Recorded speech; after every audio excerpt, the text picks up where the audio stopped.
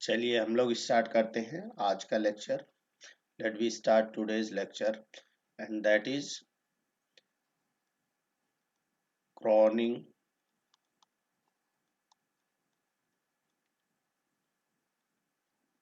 पेनी model. ये आपका sub topic है under topic lattice vibration. Lattice vibration के अंदर आपका ये सब टॉपिक है और ये क्या करता है क्रॉनिंग पेनी मॉडल। ये एक्सप्लेन करता है the behaviour of electron in A solid under A periodic potential. Periodic potential कैसा होगा, देखिए इसे आप लोगों को यहाँ पर डिफाइन करना होगा कि आपका पोटेंशियल कैसा है। Late us consider a potential periodic potential. क्यों? क्योंकि सॉलिड के अंदर जो इलेक्ट्रॉन है जब वो वाइब्रेट करता है तो उसका वाइब्रेशन डेफिनेटली कैसा होगा, पीरियाडिक होगा and the potential associated with that atom is also periodic. तो देखिए, और एटम के अंदर ही इलेक्ट्रॉन होगा तो इलेक्ट्रॉन हमेशा एक ऐसे पोटेंशियल के अंदर होता है जिसका नेचर कैसा है, पीरियाडिक। तो पीरियाडिक पोटेंशियल को हम लोग यहाँ पर मैं दिखाने जा रहा हूँ आपको और ये डिफाइन करूंगा। let us consider that our potential is periodic.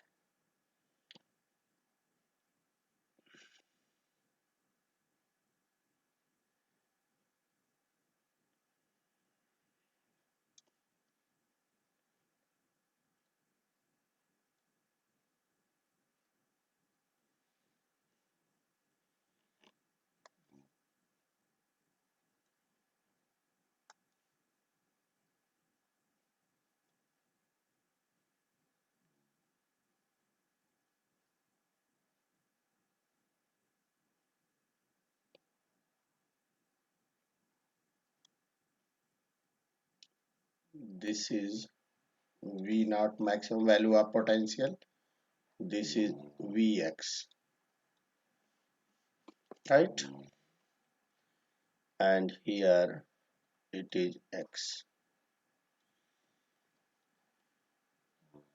This is 0. ये x axis है. This is x axis. This is y axis. Position is taken along x axis direction while Vx value of potential along y axis direction. Right तो देखिए यहाँ पर ये 0 to A atom यहाँ पर होगा एक ए एंड दिस वैल्यू, ये ओरिजिन से स्टार्ट हो रहा है तो इसकी विड्थ को मैं बी ले रहा हूँ, दूसरा एटम बी डिस्टेंस पर है तो this will be a plus b. इधर ये 0 है and this is minus b and this is minus b to this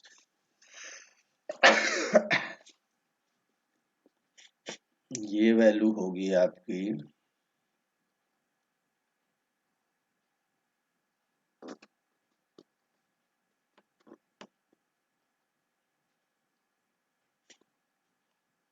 at this point this is minus 2a plus b।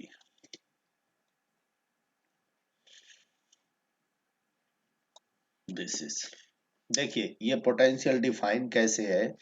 इसमें दो रीजन आप लोग कंसीडर करेंगे। In region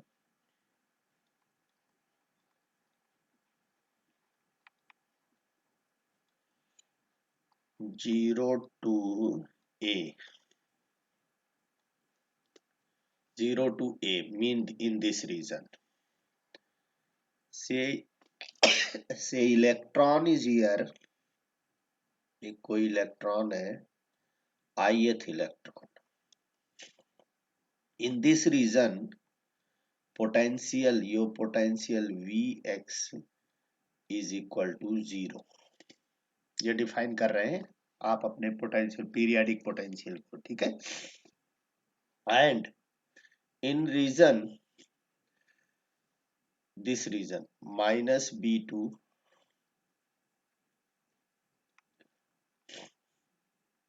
minus b x zero, इस reason में आपका जो पोटेंशियल है V x, it is maximum and say it is V nought. ठीक है, तो potential is defined in such a way, और ये पीरियाडिक पोटेंशियल है, ये किसी ऐसे लैटिस के लिए है जिसका एटम के बीच देखिए डिस्टेंस ए और बी है। ठीक है ना, मान लीजिए यहाँ पर आपका ओरिजिन पर एक लैटिस पॉइंट है, तो another lattice point will be, if से लैटिस पॉइंट एटम यहाँ पर है तो एक एटम की पोजीशन ये दिखाई जा रही है और एक एटम की पोजीशन ये। इनसाइड दिस, अब ये वाइब्रेट करेगा, ये वाइब्रेट कहाँ तक कर सकता है, देखिए ये फ्री है यहाँ से यहाँ तक वाइब्रेट करने के लिए, ये एटम फ्री है यहाँ से यहाँ तक वाइब्रेट करने के लिए, क्योंकि इससे इससे इससे ज्यादा अगर वाइब्रेट करेगा तो ये इससे कोलाइड कर जाएगा। ठीक है ना, इसका मतलब इस एटम के अंदर जो इलेक्ट्रॉन होगा ये can freely move inside to potential, ये इस पोटेंशियल में, एक तो पोटेंशियल 0 से a तक जब होगा तो इसका पोटेंशियल होगा 0। ठीक है, लेकिन जब ये 0 से b डिस्टेंस इस रीजन में होगा, दो रीजन है यहाँ टू, इस तरीके का ये पीरियाडिक पोटेंशियल कंसीडर किया गया है कि यहाँ पर दो रीजन बन रहे हैं। ठीक है ना, कभी इलेक्ट्रॉन 0 पोटेंशियल को एक्सपीरियंस करेगा and some time it will experience potential V nought, maximum potential that is V nought. तो इस कंडीशन में इन बोथ दीज रीजन अब हम लोग लिखेंगे श्रोडिंगर वेव इक्वेशन। ठीक है, Schrodinger wave equation in region, देखिए फॉर फंक्शन, क्योंकि हमें एप्रोप्रिएट वेव फंक्शन चाहिए। ठीक है ना, जो ये एटम वाइब्रेट कर रहा है उस वाइब्रेशन, वाइब्रेशन का मतलब वेव, उससे एसोसिएटेड जो वेव होगी उस वेव की हम लोग स्टडी करने जा रहे हैं। ठीक है ना, बेसिकली यहाँ ये इलेक्ट्रॉन जो एटम के अंदर है इससे एसोसिएटेड जो वेव होगी, जो इस तरह के पोटेंशियल के अंदर मोशन कर रहा है, तो डेफिनेटली उससे एसोसिएटेड वेव जो होगी वो given by the Schrodinger wave function. ठीक है, तो हम लिखेंगे Schrödinger's wave equation, Schrödinger's wave equations in above regions। पहले रीजन में देखिए, इन रीजन मैथमेटिकल है, इसको आप ध्यान से देखिए, प्योरली मैथमेटिकल है ये कंसेप्ट। दिस देखिए, वन डायमेंशनल ये मोशन कंसीडर कर रहे हैं, तो one dimensional Schrodinger equation Sai, late us consider Sai and be the appropriate wave function for this problem, dx2 plus twice of m by h cut square e n, v zero है, देखिए इस reason में v zero है, psi n is equal to 0, इसको एक equation number डाल दीजिए। And in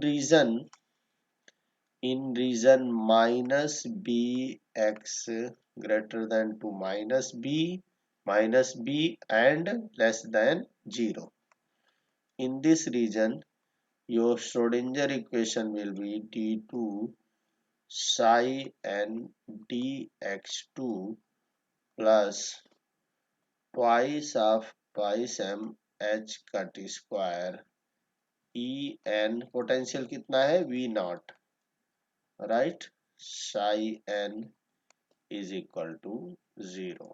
this is your equation number 2।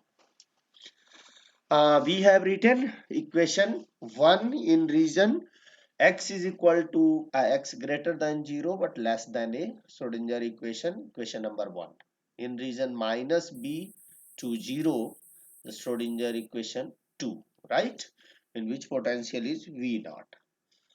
अब इन दोनों इक्वेशन को हम लोगों को सॉल्व करना है, let be solve these two equation. ठीक है, तो यहाँ पर देखिए इस इक्वेशन की जो मैथमेटिक्स है, अगर आप इसे सॉल्व करेंगे तो यहाँ इस पोटेंशियल का ब्लाच थ्योरम का भी यूज करना होगा, और ये सोल्यूशन काफी कॉम्प्लेक्स सोल्यूशन है और आप लोगों को इसके मैथमेटिक्स डिटेल में नहीं जाना है, ठीक है। आपको जो मैं इसका रिजल्ट दे रहा हूँ, उस रिजल्ट का एक्सप्लेनेशन इज वेरी इंपॉर्टेंट, और उसको अगर आप एक्सप्लेन कर पाते हैं तो अब जो एग्जामिनर है या आपका जो आपसे उम्मीद की जाती है वो कंप्लीट माना जाएगा, ठीक है ना। तो मैथमेटिकल डिटेल में ना पढ़कर हम लोग अब इस इक्वेशन का सोल्यूशन, डायरेक्ट सोल्यूशन से कुछ कंक्लूजन निकालेंगे। वो कंक्लूजन बहुत इंपॉर्टेंट है क्योंकि वहीं से आपका बैंड बैंड कैसे बनता है उसका ओरिजिन आएगा, और फर्दर आप फर्दर एक्सप्लेनेशन करने की पोजीशन में टाइप ऑफ बैंड्स भी आप एक्सप्लेन कर पाओगे, ठीक है। तो देखिए,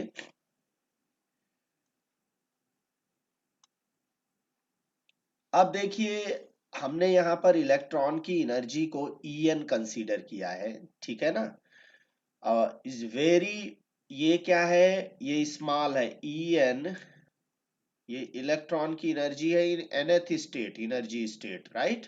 nth एनर्जी स्टेट में इलेक्ट्रॉन की एनर्जी है, it is very very small as compare to the potential V not, ठीक है।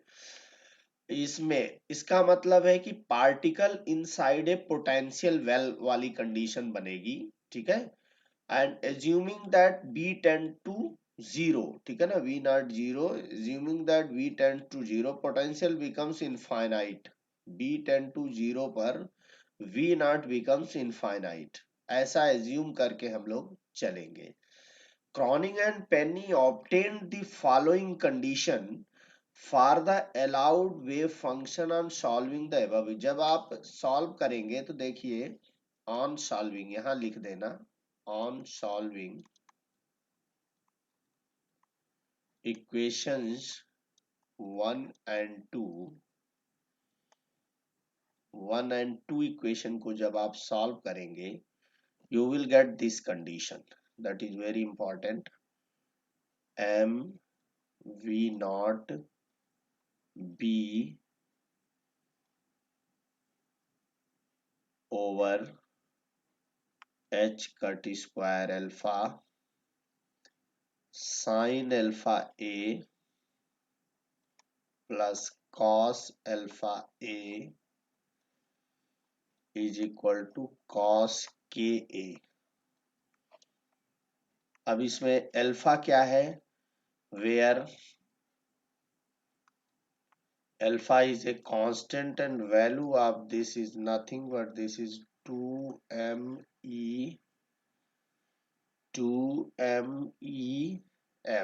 mth स्टेट बीच में ले लिया होगा, ठीक है, divided by h cut, this is alpha and के।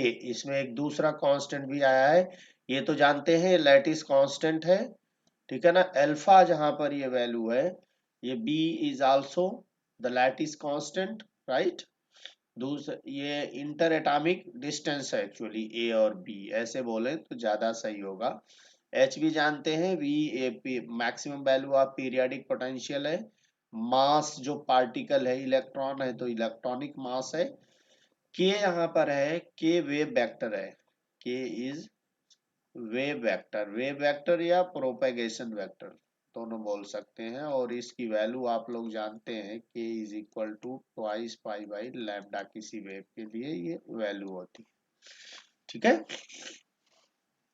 अब देखिए, अब इस क्वांटिटी को now let us consider this quantity is equal to another quantity. इसको हम लोग, ये जो आपने वैल्यू यहाँ पे देख रहे हैं, let us consider it is equal to p, ठीक है ना। Substitute, put m V nought V divided by h cut square alpha is equal to another new constant P, right. Then your equation, therefore आपका equation 3 क्या बन जाएगा, ये हो जाएगा capital P sine sine h square, सुनिए इसको alpha को यहां से हटाइए, P is equal to only this P, ठीक है ना। So sine alpha a divided by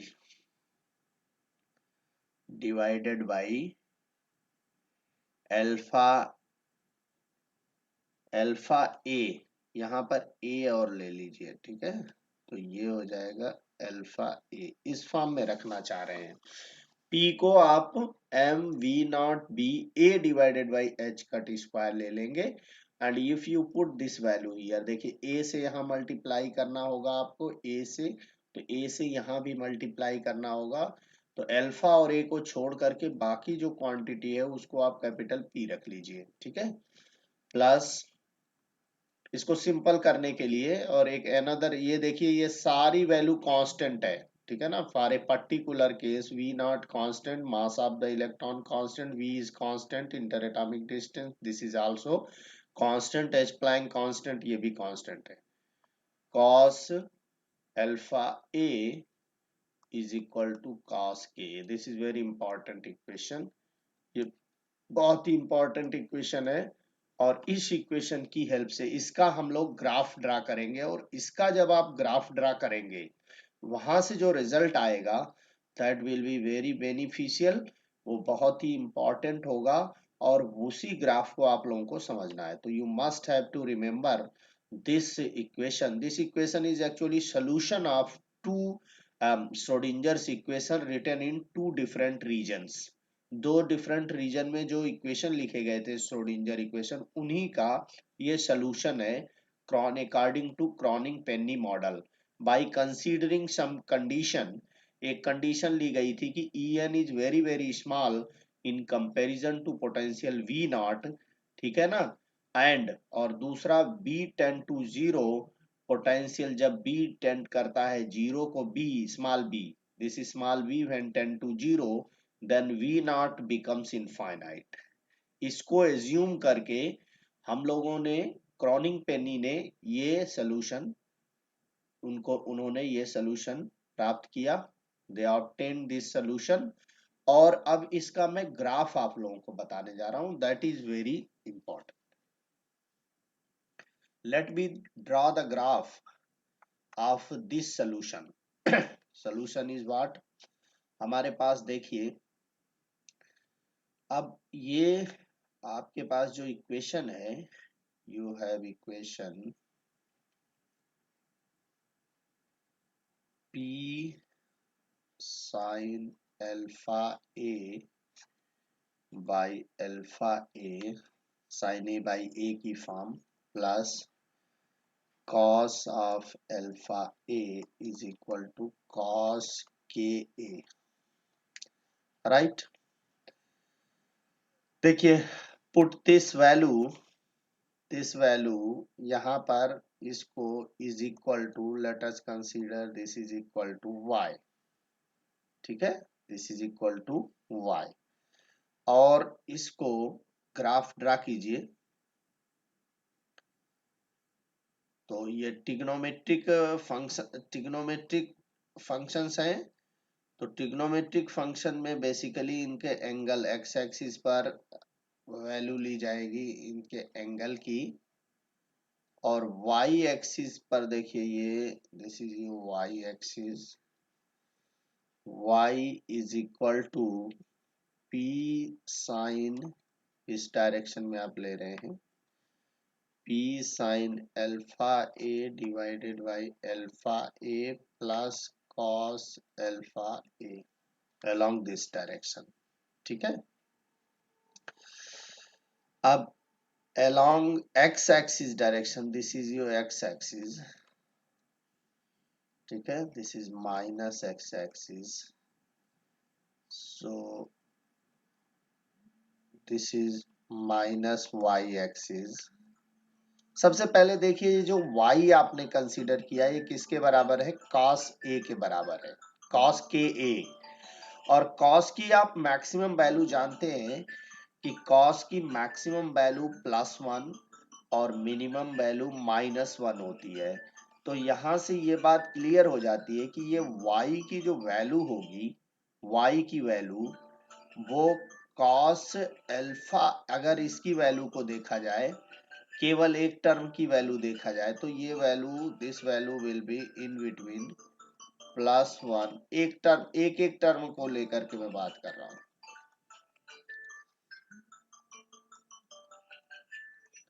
this is y can vary from this value to this value. इसमें एक cos वाले टर्म को अगर ले लिया जाए तो, क्योंकि इधर आपका अल्फा ए वैल्यू वेरी कर रहा है ना, एक्स एक्सिस पर एंगल ही तो वेरी करेगा। तो ड्यू टू दिस टर्म ये वैल्यू मैक्सिमम जो है वो +1, अगर अल्फा ए की वैल्यू ले लूं मैं, तो 0 पर देखिए अल्फा ए को अगर 0 रखोगे तो ड्यू टू दिस टर्म ये वैल्यू क्या होगी, ये वैल्यू होगी 1 +1, राइट। और ये वैल्यू देखिए, ये वैल्यू आपकी साइन अल्फा बाई अल्फा वाली फॉर्म बनेगी, ठीक है ना। लिमिट जब 0 रखोगे तो 0/0 एल हॉस्पिटल रूल, ये भी वैल्यू यहाँ पे भी इसकी वैल्यू मैक्सिमम आएगी, ठीक है।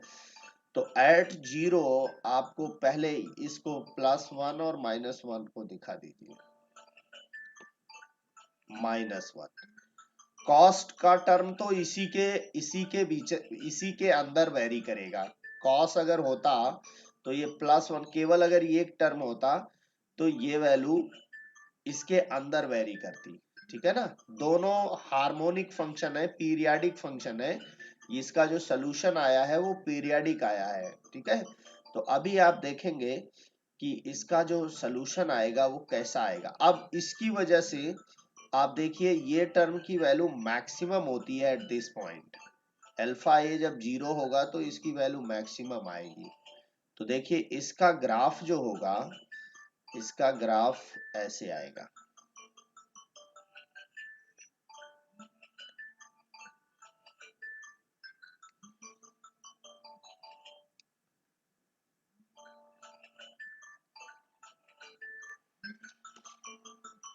इससे एबव जो ये वैल्यू जा रही है, ये value above, this is due to this term, इस टर्म की वजह से। और वो मैक्सिमम ये वैल्यू जो है वो इस जगह पर है, at alpha is equal to alpha a is equal to 0 पर। ऐसे बिल्कुल ऐसे ये लेफ्ट साइड में भी आएगा,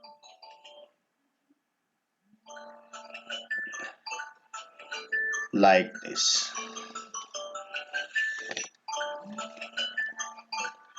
राइट। अब देखिए ये पॉइंट, इन सब पॉइंट को हम लोग ये रिप्रेजेंट करेंगे। दिस पॉइंट से, this is A point, this is B point, this is C point, this is D point. ये बहुत इंपॉर्टेंट है। लेफ्ट हैंड साइड में this is A dash, this is B dash, this is C dash and D dash, right? Similarly here along negative x-axis direction E, this is E, F, G, H, right? E dash, F dash, G dash, H dash, ठीक है।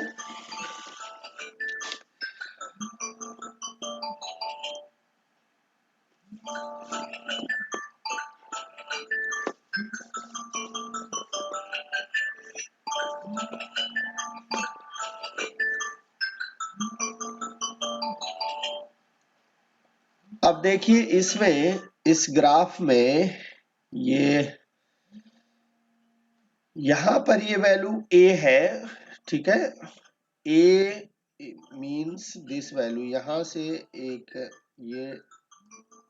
ये drop करिए normal from this point, A point से, ठीक है ना। And similarly ये normal इधर निगेटिव एक्सिस से इधर एक नॉर्मल इधर ड्रॉप करिए, ठीक है।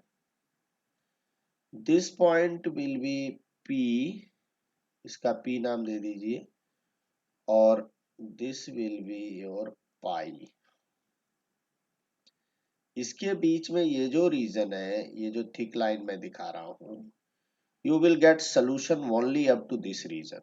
अभी मैं पहले बना लूं, यहां से फिर F से यहां पर नॉर्मल ड्रा करेंगे, and similarly draw a normal here from this to this. इस पॉइंट का नाम Q रख दीजिए, और ये आपका 2 पाई होगा। 2 पाई पर ये वैल्यू फिर कॉस की मैक्सिमम वैल्यू देख रहे हैं आप, देखिए +1 वैल्यू 2 पाई पर आएगी, ठीक है ना, और मिनिमम वैल्यू -1 वैल्यू इसकी कहां पर आएगी, -1 वैल्यू फिर आपकी माइनस, जैसे 0 टू पाई ये वैल्यू है, देख रहे हैं, P टू पाई वैल्यू मिली, फिर Q to 2 pi, Q to 2 pi, यहाँ कंटिन्यूअस वैल्यू मिलेगी। इस रीजन में भी वैल्यू आपको कंटिन्यूअस मिलेगी, राइट। सिमिलरली ड्रॉ यहाँ C से एक नॉर्मल ड्रा करिए, और G से नॉर्मल ड्रा करिए। पुट इसका नाम R रख दीजिए, और ये वैल्यू होगी 3 पाई। देखिए पाई पर ये वैल्यू एट द पॉइंट पाई पर इसकी वैल्यू होगी -1, देखिए ये -1। 2 पाई पर फिर वैल्यू ये +1, ठीक है, +1 कॉस की मैक्सिमम वैल्यू, ये मैक्सिमम वैल्यू है इस रीजन में। और in between these two region, ये यहाँ पर आपको ये वेव फंक्शन नहीं मिलेगा, ये डिसकंटिन्यूटी है, मतलब सोल्यूशन आपको यहाँ मिल रहा है, यहाँ मिल रहा है, ये एक इलेक्ट्रॉन की एटम के अंदर ये पोजीशन है, मतलब वेव फंक्शन जहां जहां एग्जिस्ट करेगा इलेक्ट्रॉन वहीं वहीं रहेगा, ठीक है। अब इस रीजन में वेव फंक्शन एग्जिस्ट ही नहीं करता, तो you will not get electron in between these two region, इस रीजन के बीच आपको इलेक्ट्रॉन नहीं मिलेगा। Similarly you will get electron in this region, ठीक है ना। ऐसे आप आगे भी ड्रा कर सकते हैं, ठीक है। यहां से ये ड्रा कर दीजिए normal, and from this to this normal RS। अब ये आपका 4 पाई हो जाएगा, 4 पाई, दिस इज राइट। इसके ऊपर का ये जो है, ये वैल्यू आपकी साइन फैक्टर की वजह से, कॉस फैक्टर, कॉस अल्फा ए फैक्टर की वजह से ये वैल्यू है, ठीक है ना, क्योंकि मैक्सिमम वैल्यू देखिए ये ग्राफ जैसे इस तरफ है राइट हैंड साइड, बिल्कुल सिमिलर लेफ्ट हैंड साइड भी होगा, बिल्कुल सिमिलर।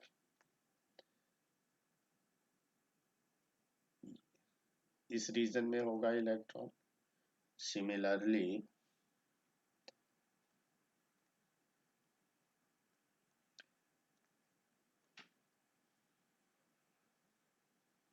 ये रीजन होगा,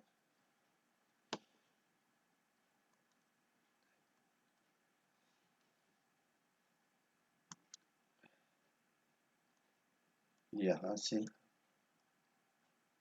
ये ड्रा कीजिए, ये रीजन होगा, ठीक है। दिस रीजन,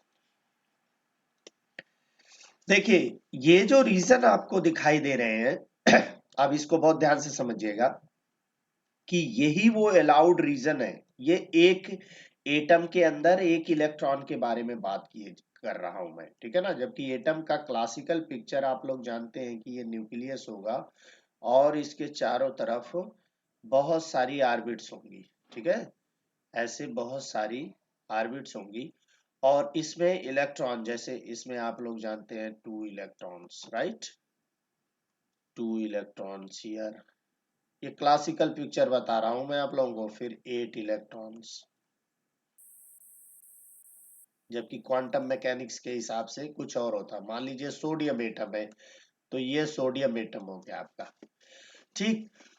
अब सोडियम का जो सॉलिड होगा उसके अंदर बहुत सारे एटम होंगे, बहुत ज्यादा एटम होंगे। इसका मतलब यहाँ पास में अगर कोई दूसरा एटम होगा, देखिए यहाँ मान लीजिए दूसरा एटम होगा तो उसका स्ट्रक्चर भी ऐसे आपको बनाना होगा, ठीक है, दूसरा भी ऐसे। अब इसके इलेक्ट्रॉन कभी कभी क्या होगा कि जब नंबर ऑफ इलेक्ट्रॉन हो जाएंगे तो इसकी अपनी ऑर्बिट का इलेक्ट्रॉन तो होगा ही, और उसी के पास में नेबरहुड में देखिए जैसे यहाँ इलेक्ट्रॉन है तो यहाँ पर इस दूसरे ऑर्बिट का भी इलेक्ट्रॉन आ गया, ये दूसरे ऑर्बिट का भी इलेक्ट्रॉन आ गया, दूसरे एटम का ये इलेक्ट्रॉन, ठीक है। अब ये इलेक्ट्रॉन ये तो यहाँ पर इस पर्टिकुलर एटम की वजह से था, लेकिन अब दूसरे एटम, बहुत सारे एटम इस प्लेस पर, इस पर्टिकुलर प्लेस पर बहुत सारे एटम के इलेक्ट्रॉन जब इकट्ठा हो जाएंगे ऑर्बिट की, तो ये इतनी ऑर्बिट हो जाएंगी पास पास कि आप उसको डिफरेंशिएट नहीं कर पाओगे कि ये कौन सी ऑर्बिट है और किस एटम की है। तो इसलिए इन बहुत सारे इन ऑर्बिट्स के जो एग्लोमिरेशन है या कॉम्बिनेशन है, इसी का नाम दिया गया बैंड, ठीक है। इसी को, ये और कुछ नहीं है, बहुत सारी ऑर्बिट्स हैं, इन्हीं को ही हमने फिर बैंड नाम दिया, एनर्जी स्पेक्ट्रम। जब अब इस बैंड को देखिए, कब नाम इसका बैलेंस बैंड पड़ेगा और कब नाम इसका कंडक्शन बैंड पड़ेगा। होता क्या है, एट 0 डिग्री केल्विन इलेक्ट्रॉन ऐसे बैंड के अंदर जो कंडक्शन नहीं हो रहा है, तो सारे के सारे electron will present inside A band.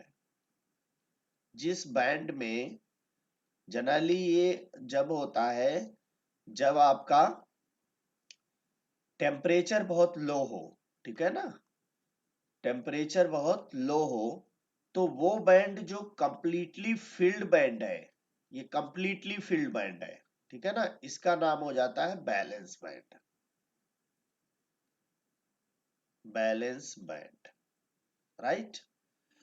और ये होता है कंप्लीटली एम्प्टी, इसका नाम, ये कंप्लीटली एम्प्टी, यहां आप लिखेंगे this is completely filled, balance band and completely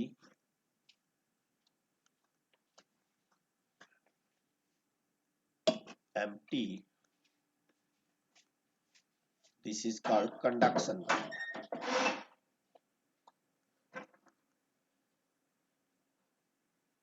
देखिए क्यों, देखिए अलाउड, जो these are also called allowed energy band, क्योंकि इलेक्ट्रॉन केवल इन्हीं बैंड में रहेंगे। अगर ये यहां से इलेक्ट्रॉन जाएगा तो इस कंडक्शन बैंड में जाएगा, इसके बीच में ये गैप जो आपको दिखाई दे रहा है ना, दीज आर गैप, ये गैप का नाम होता है energy band gap, energy band gap, this is called, easy से रिप्रेजेंट करते हैं एनर्जी, क्योंकि यहाँ पर गैप है, इलेक्ट्रॉन यहाँ स्टे नहीं कर सकता, क्योंकि क्रॉनिंग पेनी मॉडल के सोल्यूशन के हिसाब से यहाँ जो वेव फंक्शन है ना साई एन, ये does not exist here in between these two. Psi n की वैल्यू केवल यहाँ पर होगी, साई एन की फाइनाइट वैल्यू केवल यहाँ पर मिलेगी, you will get psi n finite here, psi n finite here, in between these two there is a gap, there is discontinuity, and this continuity is known as energy band gap, इसी को energy band gap बोलते हैं,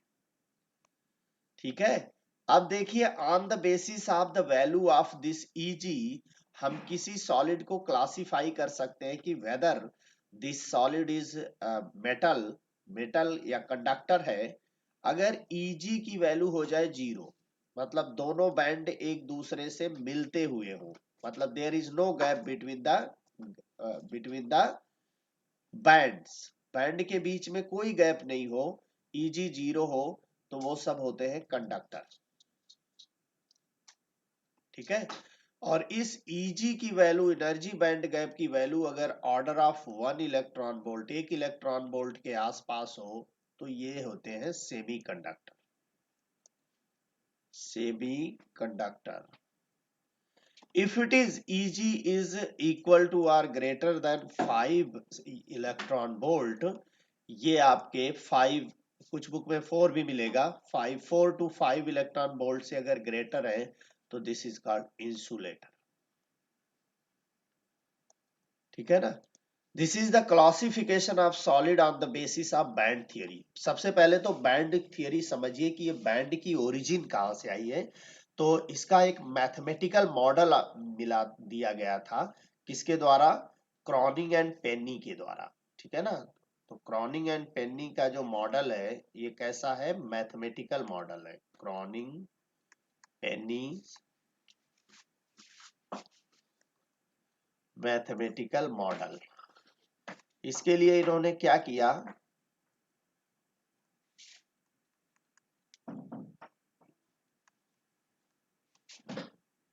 इसके लिए इन्होंने solve किया Schrodinger equation in 2 different regions.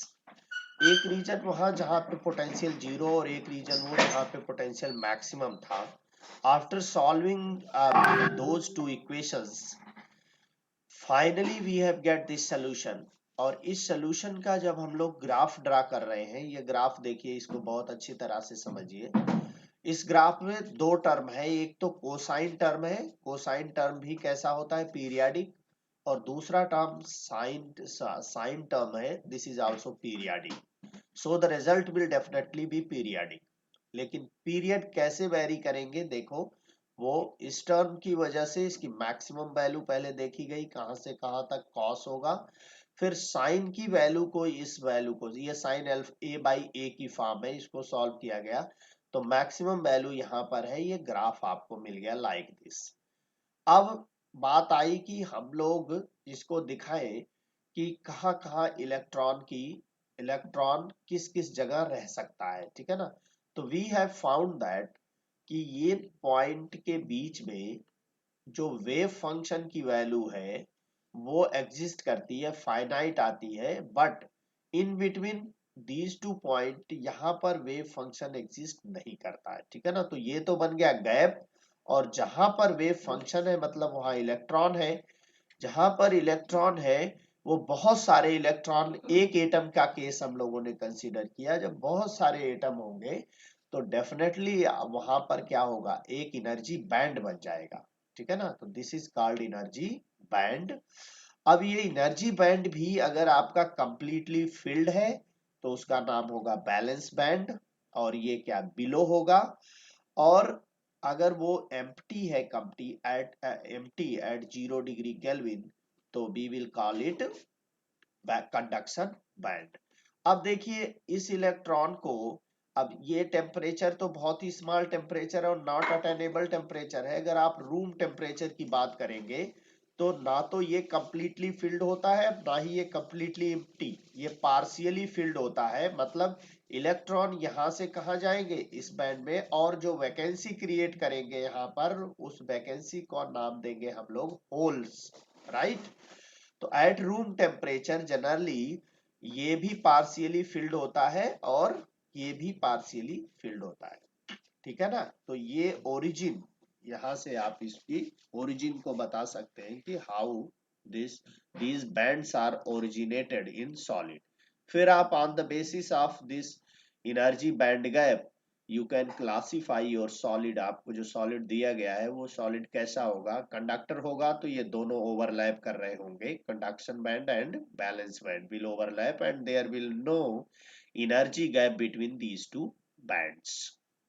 But अगर energy band gap थोड़ा कम है, सो दैट इजिली ये इलेक्ट्रॉन बैलेंस बैंड से यहाँ पे चला जाए। इसका मतलब देखिए, कंडक्टिविटी इसकी सबसे ज्यादा होगी, उसके बाद इसकी होगी, और सबसे कम इंसुलेटर की कंडक्टिविटी। क्यों? क्योंकि ये जो फ्री इलेक्ट्रॉन्स हैं, फ्री इलेक्ट्रॉन्स के लिए यहाँ पर तो सब फ्री है मेटल के अंदर। ठीक है ना। बैलेंस बैंड और कंडक्शन बैंड दोनों ओवरलैप है, कोई गैपिंग नहीं है। मतलब इलेक्ट्रॉन बैलेंस बैंड से कंडक्शन बैंड को इजिली चला जा रहा है विदाउट एनी एनर्जी। यहाँ पर आपको थोड़ा सा कंडक्टिविटी कम हो गई, क्योंकि you have to provide some amount of energy. ठीक है ना, फॉर कंडक्शन। तभी इलेक्ट्रॉन यहाँ से यहाँ को जा पाएंगे। और ये बिल्कुल मुश्किल होगा यहाँ पे conductivity, because the gap is so large, so that the electron from balance band, ठीक है ना, यहाँ से यहाँ को नहीं जा सकते। ठीक है। तो ध्यान रखिएगा, आगे से बैलेंस बैंड जो होगा, जब आप सेमीकंडक्टर पढ़ेंगे तो बैलेंस बैंड के अंदर होल्स होते हैं, जबकि कंडक्शन के अंदर इलेक्ट्रॉन। इलेक्ट्रॉन ये कहां से आते हैं? ये इसी बैलेंस बैंड के इलेक्ट्रॉन होते हैं। ठीक है, अब देखिए इसके कुछ कंक्लूजन मैं आप बता रहा हूं, ये जो आपने यहाँ पर स्टडी की है। ये energy spectrum of electron present in metal, there are several energy band separated by forbidden. देखिए ये सेवरल एनर्जी बैंड है जो कि separated by forbidden energy region. The energy band completely filled with electron is called valence band, right? And energy band which is either completely empty or partially filled is called conduction band। ठीक है ना, ये इसमें हो सकता है, मैंने बताया देखिए ये टेम्परेचर नॉट अटेनेबल है, इसलिए यहाँ पे जो वैकेंसी होगी, जैसे मान लीजिए यहाँ पे ये होल बना, ठीक है, तो डेफिनेटली यहाँ पे यहाँ यहाँ से एक इलेक्ट्रॉन यहाँ को गया होगा। ठीक है, जैसे दूसरा मैं यहाँ पे होल बना दूं, तो यू सी हियर, यहाँ पर अब ये क्या है, ये पोजीशन होगी जनरली एट रूम टेम्परेचर, क्योंकि कुछ ना कुछ इलेक्ट्रॉन यहाँ से यहाँ को चले ही जाएंगे। ठीक है ना, तो पार्शियली फिल्ड या इम्प्टी दोनों केस में आप इसका नाम देंगे conduction band. The band which is partially filled or empty is called conduction band, while this is completely filled जो बैंड होगा वो आपका। अब आप सोच रहे होंगे ये भी पार्शियली हो गया। ठीक है, बिल्कुल हो गया, क्योंकि ये जब यहां से आया तो यहां से हो गया, बट ये जो बैलेंस बैंड है, ये generally at very low temperature it will be completely filled, right? तो अब energy balance with increase in binding energy, अगर बाइंडिंग एनर्जी को इंक्रीज की जाए, V naught of electron, V naught ने ही इसको बाइंड करके रखा है इलेक्ट्रॉन को। ठीक है, तो अलाउड एनर्जी बैंड डिक्रीजेस। ठीक है, the width of the particular allowed energy band decreases, right? जैसे जैसे ये देखो आगे बढ़ेंगे ना, तो इसकी विड्थ जो है डिक्रीज होती जाती है, ये विड्थ अलाउड एनर्जी बैंड की विड्थ डिक्रीज होती है। ये कहां से पता चल रहा है आपको? ये पता चल रहा है इस इक्वेशन से। ये P की जो वैल्यू आपने ली थी ना, P की वैल्यू, लेट अस कंसीडर, एक बार मैं आपको P बताऊं कि आपने P क्या कंसीडर किया था। P वाज टेकन, देखिए यहाँ पर M V not B A by H का टी स्क्वायर। एक कांस्टेंट तो आपने ये लिया था, और दूसरा एक अल्फा है इसमें कांस्टेंट, इसको भी लिख लीजिए। अल्फा आपने लिया था under root of twice MEN divided by H cut. अब दोनों के बारे में बात कर लेते हैं एक एक करके। अगर ये अल्फा ए इंक्रीज होता है, ठीक है ना, अल्फा ए किधर इंक्रीज होगा, इधर, ये एंगल के ही तो, एंगल ही तो बढ़ाते जा रहे हैं, पाई 2 पाई 3 पाई 4 पाई, अल्फा ए की ही तो वैल्यू है एंगल जो ग्राफ खींच रहे हैं आप। तो इसमें क्या हो रहा है कि ये वैल्यू ई एन की वैल्यू भी बढ़ेगी। ठीक है ना, अल्फा अंडर रूट के प्रोपोर्शनल है इसके।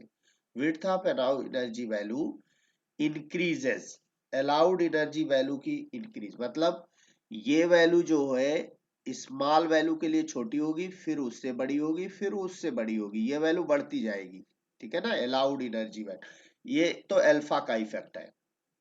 ठीक है, the width of allowed energy band क्या होगा, ये इंक्रीज होगा। देखिए प्रोपोर्शनल है ना, alpha proportional to under root of E N.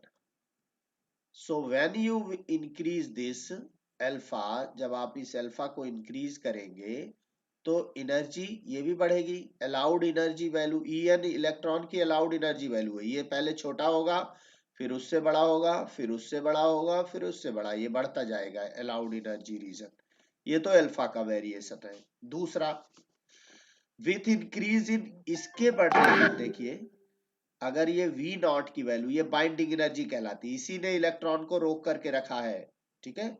V not जब बढ़ेगा तो आपका ये P डायरेक्टली प्रोपोर्शनल टू, देखिए यहां से P directly proportional to V naught and B है, ठीक है ना। width ऑफ a particular allowed energy band decreases, ये B और B में कैसा रिलेशन है, reciprocal relation. For a particular value of P, this V naught is actually inversely proportional to B, small b, ठीक है। particular allowed energy band ultimately when binding energy becomes infinite, the allowed region becomes very narrow, ठीक है ना। ये देखिए यहाँ पर इसकी वजह, बाइंडिंग एनर्जी अगर आपकी इनफाइनाइट हो जाए तो ये बहुत ही नैरो हो जाएगा, ठीक है। इसका मतलब ये है कि इस जब P की एक ग्राफ, दूसरा ग्राफ अभी मैं बताऊंगा, जिसमें P और E के बीच का जब आप ग्राफ ड्रा करेंगे तो उसमें आप पाएंगे कि जब हम लोग P की वैल्यू को इंक्रीज करते जाते हैं तो एनर्जी लेवल जो होता है, एनर्जी लेवल की विड्थ वो क्या होती जाती है, कम होती जाती है, ठीक है ना। That is very important. यहीं से आपको पता चलेगा कि बैंड किस किस रीजन में कैसे है, ये मैं आपको एक ग्राफ से बताने जा रहा हूं, ठीक है। ये पॉइंट काफी इंपॉर्टेंट है, इसको आप समझने की कोशिश करिएगा। देखिए पहला ये चीज बिल्कुल क्लियर हो गया कि आपका एक कंडक्शन बैंड होगा, जैसे मान लीजिए इधर में एनर्जी,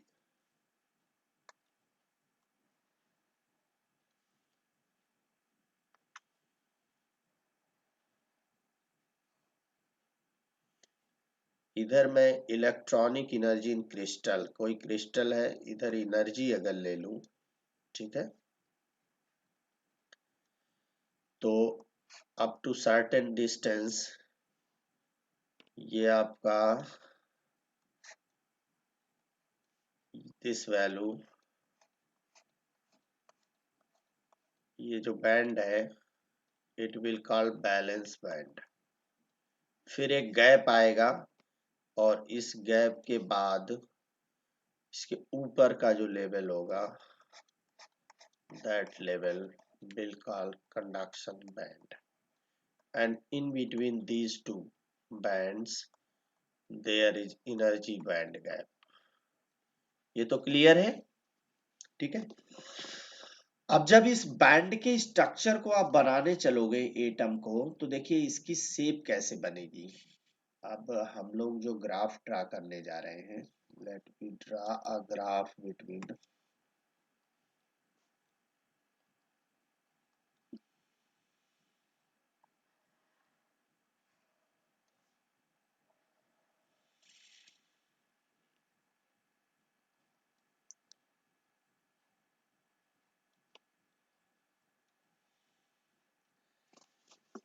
इस डायरेक्शन में हम कैपिटल P को वेरी करा रहे हैं, ठीक है ना। और इधर एनर्जी है, एनर्जी कैपिटल P का जो मिड पॉइंट है ये यहाँ पर हम 4 पाई ले 1.6, this is 0 and this is infinite, P की इनफाइनाइट वैल्यू है। अब होता क्या है कि एनर्जी यहाँ पर मिड पॉइंट पर energy, this is your E।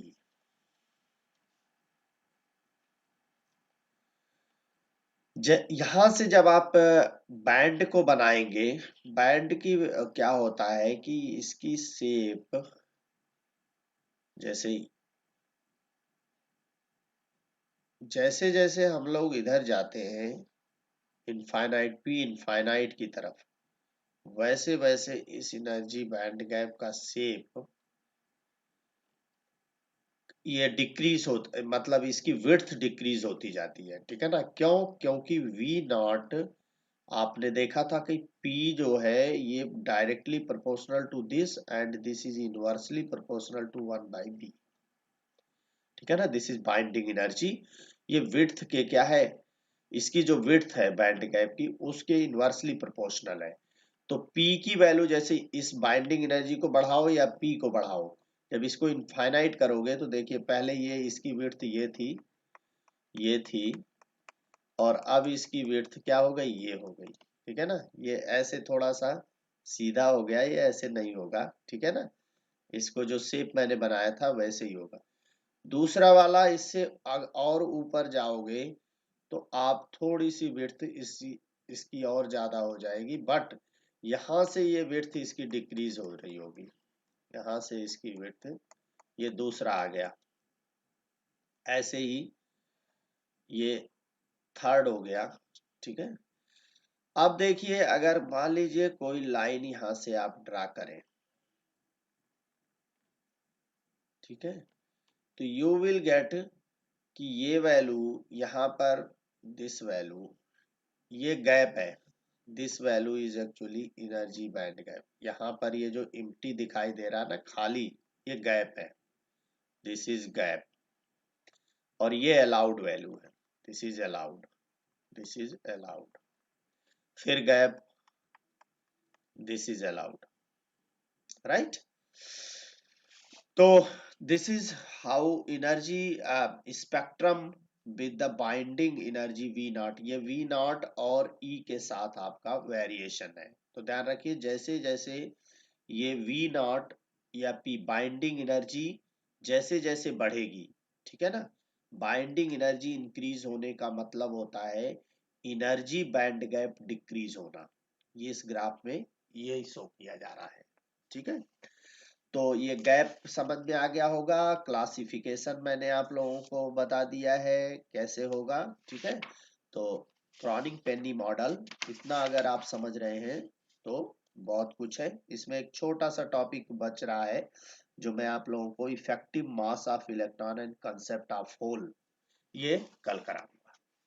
ठीक है,